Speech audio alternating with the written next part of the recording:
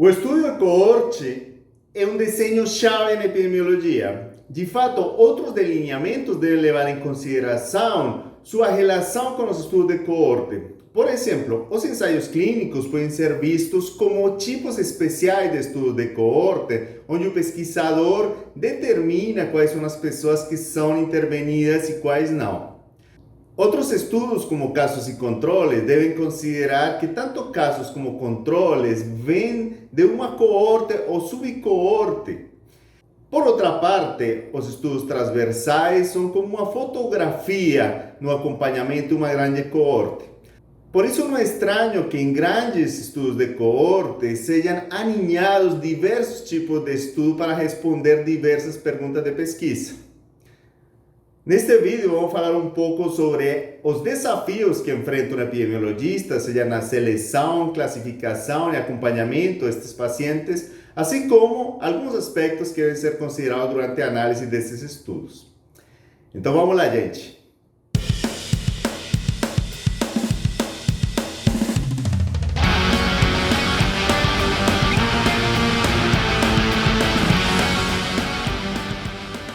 Bom, em epidemiologia, quando falamos de uma coorte, nos referimos a um grupo de pessoas que têm alguma característica em comum. Essa característica pode ser alguma exposição a um potencial determinante de alguma doença ou o fato de pertencer a alguma população específica.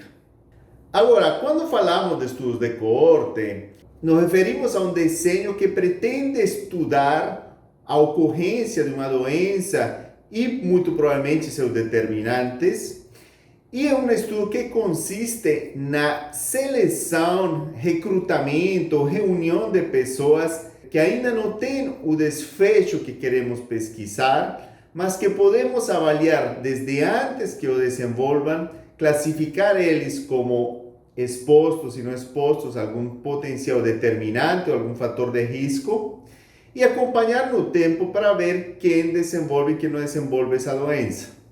Então, o propósito dos estudos de coorte é medir a incidência de um evento e frequentemente comparar essa incidência segundo grupos de exposição ou segundo alguns grupos pré-definidos, geralmente para avaliar se alguma exposição está associada com o risco de desenvolver esse evento ou essa doença. Existe uma importante variedade de abordagens para estabelecer um estudo de coorte. Aqui temos uma estrutura que poderia ser o estabelecimento de um estudo de coorte, onde temos uma população alvo de interesse, na qual identificamos uma população de estudo, talvez façamos alguma amostragem para convidar a participar a um grupo de pacientes, e depois eles são classificados como expostos e não expostos. Dessa forma, podemos começar então a avaliar, através de um segmento, quem apresenta e quem não apresenta o evento de interesse. No final, podemos classificar então as pessoas como sendo casos ou não casos da doença que queremos pesquisar. E dessa forma, podemos comparar se a incidência no grupo exposto é maior ou menor do que no grupo não exposto. Então, seguindo este desenho, podemos ter pelo menos 3 medidas interessantes. Uma delas é a prevalência da exposição no início do segmento. Outra seria a incidência de um evento, de uma doença que queremos detectar. E 3 medidas de associação entre a exposição e o desfecho. Estas medidas de associação podem incluir o risco relativo, o odds ratio, a diferença de riscos, que pode ser chamado risco atribuível quando a exposição aumenta o risco, ou redução do risco quando diminui, quando a exposição está associada com alguma proteção. No entanto, temos uma ampla gama de possibilidades para analisar os dados. Podemos estar comparando desfechos contínuos, como a média, algum valor interessante, como da glicemia, da hipertensão, etc. Também até a incidência pode ser avaliada, como a gente já falou em outros vídeos, de diversas maneiras, como incidência acumulada, como taxa de incidência, até como tempo até o desfecho, de forma que podemos ter uma grande variedade de medidas de resumo para as eventuais associações. Bom, nem sempre os estudos de coorte partem da seleção de uma amostra populacional e sua classificação segundo a exposição. Às vezes, estes estudos começam com a identificação de um grupo exposto. Isto acontece geralmente quando a exposição se refere a algo pouco frequente ou muito circunscrito ou muito definido a locais ou trabalhos ou ambientes muito concretos ou exposições difíceis de medir.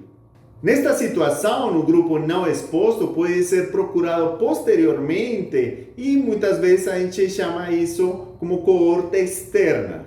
Nesta situação, um grande desafio é procurar uma coorte que, idealmente, apenas seja diferente da coorte exposta no que tem a ver com a exposição, quer dizer que seja similar para todos os outros determinantes do desfecho que estamos pesquisando.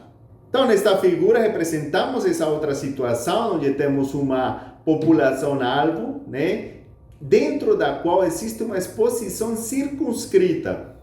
Isto é particularmente importante, por exemplo, quando estamos estudando fatores de risco laboral ou exposições restritas a algumas regiões, Por exemplo, em um local, em uma cidade onde houve exposição à radiação, essa pode ser uma coorte exposta que precisaria uma outra coorte de comparação externa.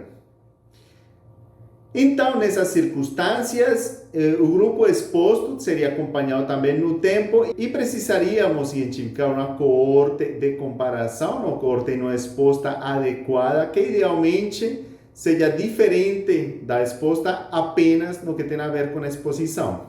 Esta abordagem tem algumas diferenças da que mencionei anteriormente, mas principalmente está o fato de a gente não poder medir a prevalência da exposição na população total. De fato, a gente pode ter selecionado a quantidade de expostos que considerar pertinente ou que for possível, E a quantidade de não expostos também pode ser definida de forma arbitrária com algum critério de precisão dos pesquisadores.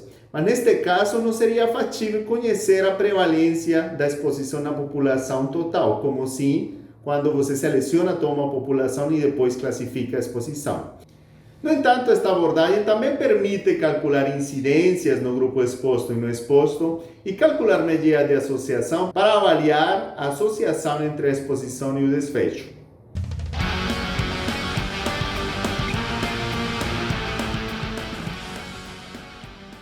A principal diferença entre esses estudos observacionais com o ensaio clínico é que a exposição não está sob controle do pesquisador.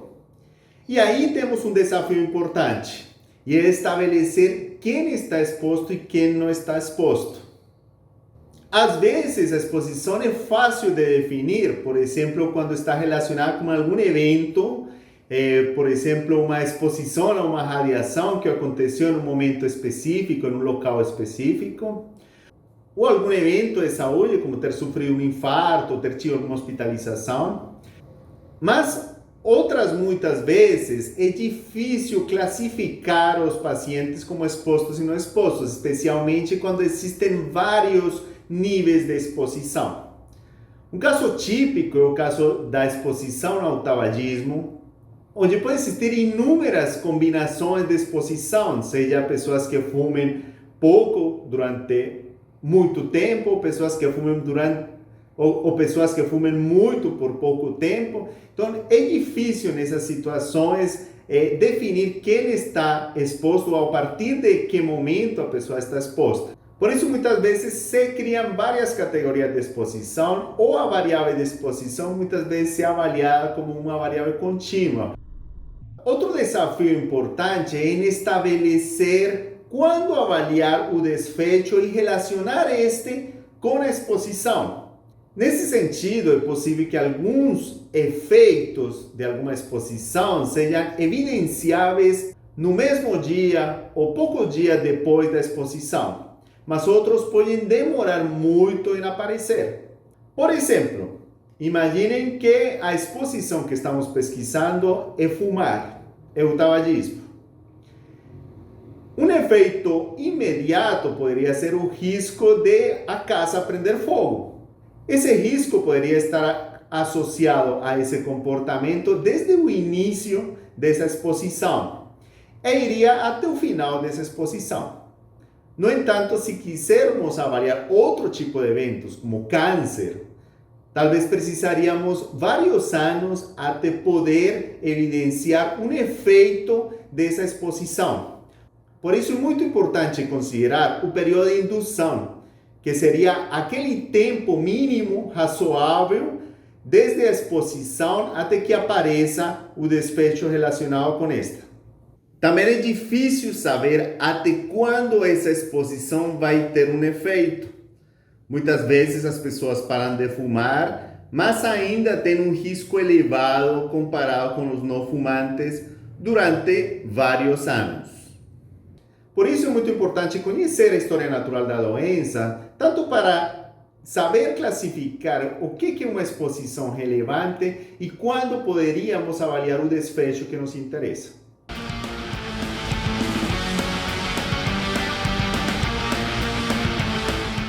Em relação às medidas de associação que utilizamos nos estudos de coorte, talvez a mais frequente é o risco relativo ou razão de riscos.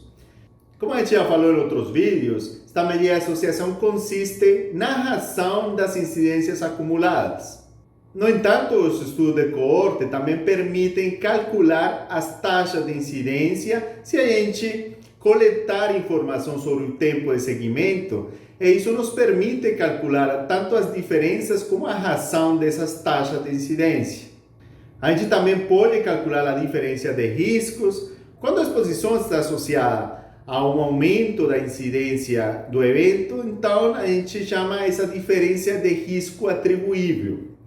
Algumas vezes nos estudos de coorte se identificam também algumas exposições protetoras, então a diferença poderia ser considerada como uma redução absoluta do risco, como a gente interpreta nos ensaios clínicos. Uma medida muito interessante que se calcula para fatores de risco é a fração etiológica, ou também chamada risco atribuível proporcional.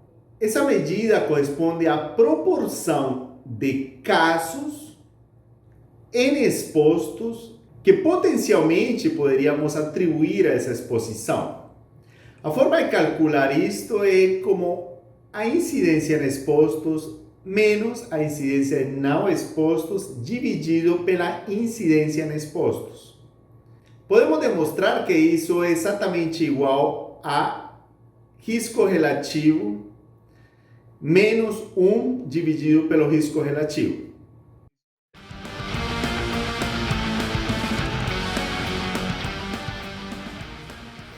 Então, existem várias formas de selecionar os participantes para um estudo de coorte. Então, como já falei, pode ser a partir da população ou a partir de subgrupos que tenham uma ou outra exposição. E nestes casos, geralmente se avalia a ocorrência de alguma doença. Mas outras vezes, a definição da coorte é uma doença e o acompanhamento é para avaliar a incidência de um outro evento. Aqui temos, por exemplo, um estudo que avaliou uma importante quantidade de pacientes com Covid nos Estados Unidos, onde os pacientes foram classificados segundo algumas exposições, entre elas o índice de massa corporal. Os pesquisadores definiram obesidade como um índice de massa corporal acima de 30 e compararam a incidência de hospitalização entre grupos acima e abaixo desse ponto de corte.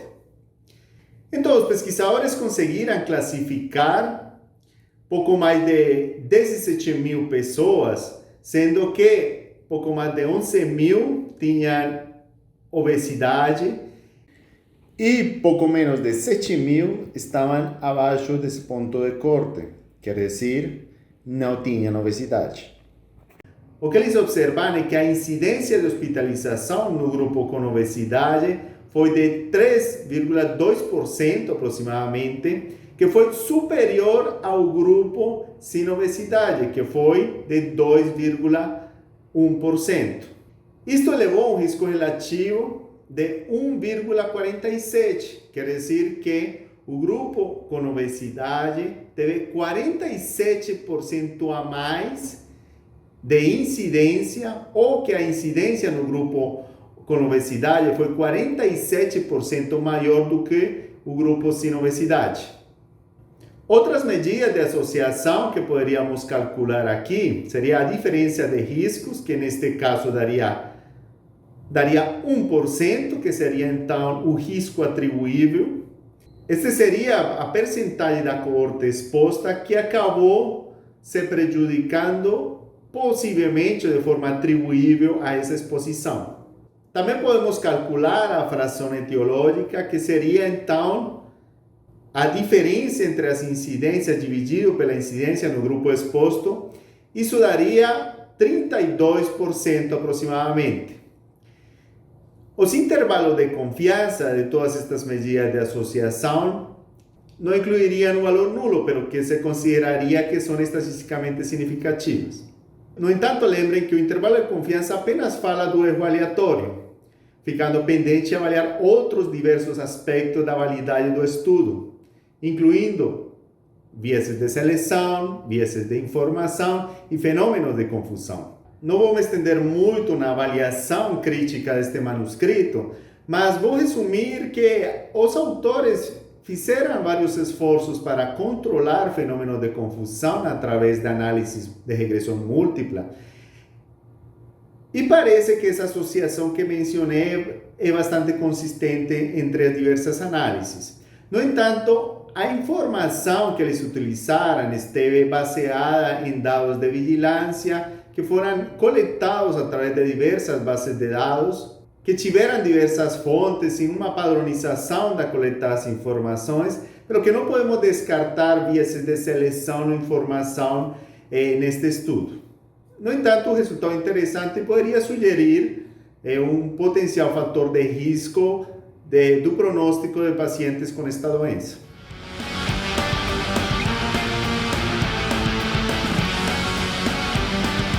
Uma distinção frequente que é feita em relação aos estudos de coorte é entre aqueles prospectivos e retrospectivos.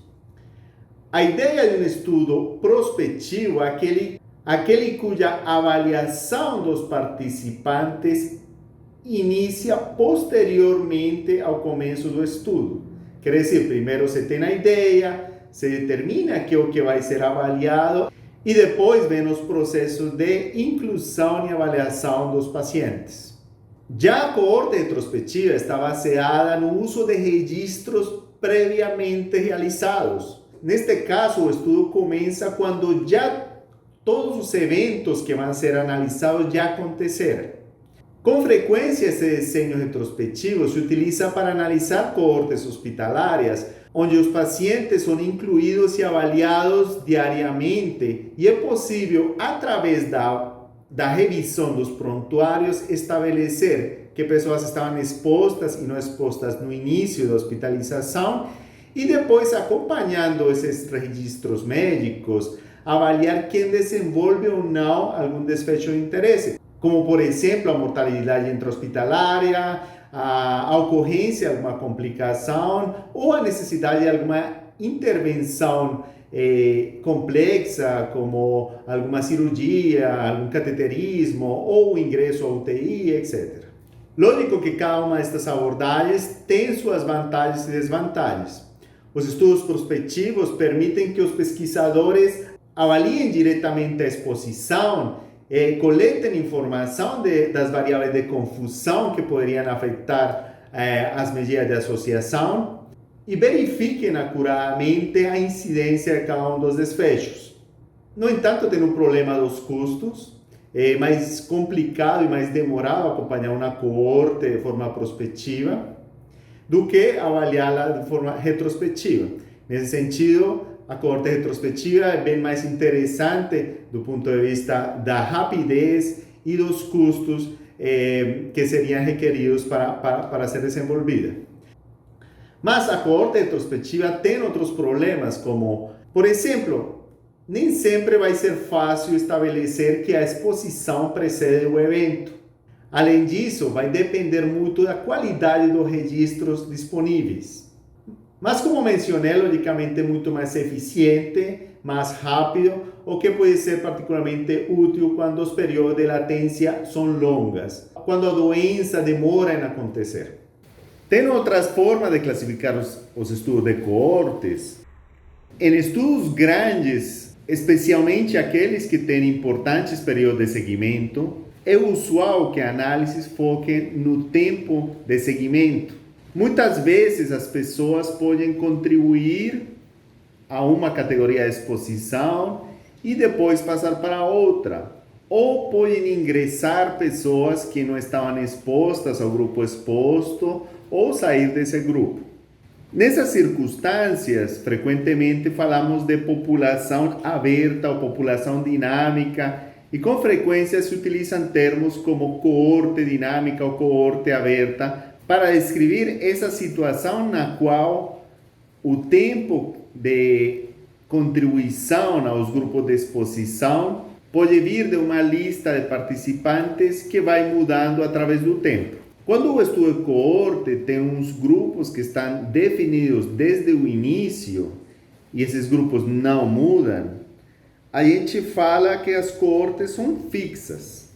Lógico que esses grupos podem ter perdas, especialmente quando o segmento é longo, mas quando é possível acompanhar a todos estes indivíduos até o final para estabelecer se desenvolveram ou não desenvolveram no desfecho, se utiliza o termo coorte fechada.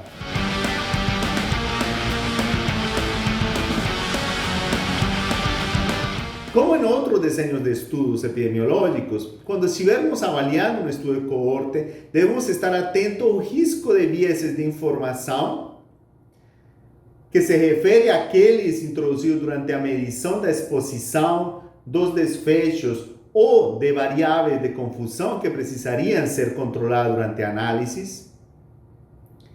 E também devemos estar atentos aos vieses de seleção, que são erros que podem ser introduzidos durante a identificação da amostra, a inclusão de pacientes, seu acompanhamento ou incluso até na análise, quando, dependendo da estratégia de análise, alguns subgrupos podem ficar até excluídos dos cálculos da medida de associação.